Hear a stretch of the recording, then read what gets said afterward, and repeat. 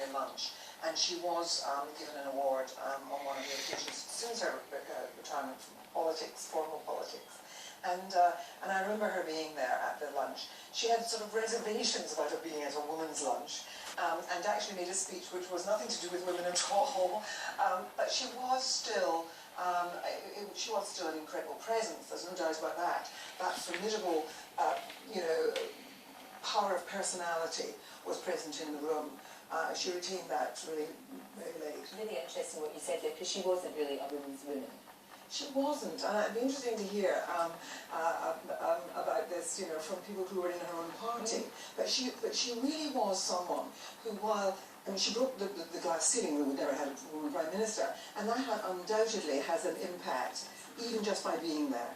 So I wouldn't take that away from her. But she was a woman who had really very little time for other women, and she didn't talk up other women.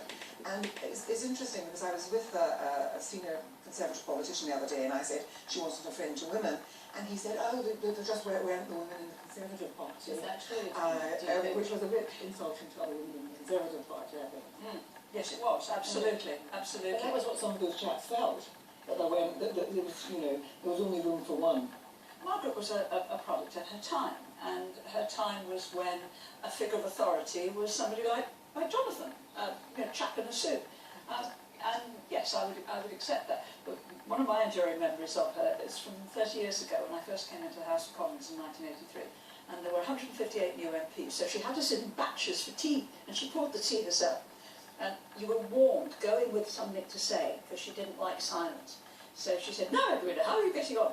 And I said, well, we're struggling a bit with accommodation because some of the MPs who left haven't gone yet.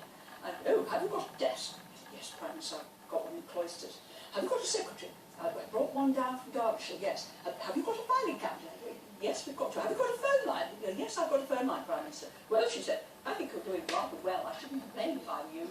Oh, how funny. Rightly or wrongly, she has a reputation of being a bit of a tartar in cabinet. I mean, the famous quote is, do you believe in consensus politics, Margaret? Yes, as long as, they're all lined up behind you.